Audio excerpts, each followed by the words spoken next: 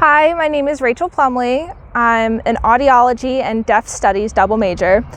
This will be my fourth year with the marching band, and this summer of 2022, I will be marching with the Cadets Color Guard. Are you familiar with metalworking? Imagine a blacksmith working with plain metal. The metal would react to a pounding hammer, but would be insufficient and would risk breaking. If you were to heat the metal up first, however, you would have a much better chance of working with the metal. It's a similar concept to stretching. You could certainly do forms of exercise without stretching, but there is a notable difference if you do and don't stretch before doing exercise. Stretching doesn't have one universally accepted way to approach it. In fact, some of your leaders may have different methods of approaching the same stretches. While there is certainly a diverse catalog of stretches to help you prepare for physical activity, there are some universal constants you should be aware of. One at a time. You should aim to be stretching only one muscle at a time. Symmetry. Many of your muscles are actually pairs. Keep your muscles balanced. Some of the stretches can focus on both of these muscles at the same time, but when you can't focus both, focus one at a time. Don't neglect one side over the other. Inches make the difference. Shifting your weight an inch can change the muscle you are stretching. When listening to instructions, make sure you can identify the muscle they're telling you to stretch. It's best to recreate their stance as much as possible and move around a little bit until you feel the stretch in the muscle you're targeting.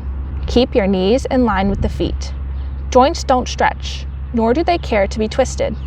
To keep your knees in good condition, make sure they point and bend straight over the feet. You combat serious injury this way. Don't flop. Keep control of your body. When you finish stretching a muscle, don't completely release your pose and moan. When you take your last breath, reverse the motions that brought you to the stretch and end in a comfortable position. Keep a good face. If you feel like you're being tortured in whatever stretch you're doing, then you may be doing it wrong. Begin your performance as soon as you start stretching. Make it look easy by keeping the strain away from your face. Finally, breathe. Always. Exhale when you begin the stretch.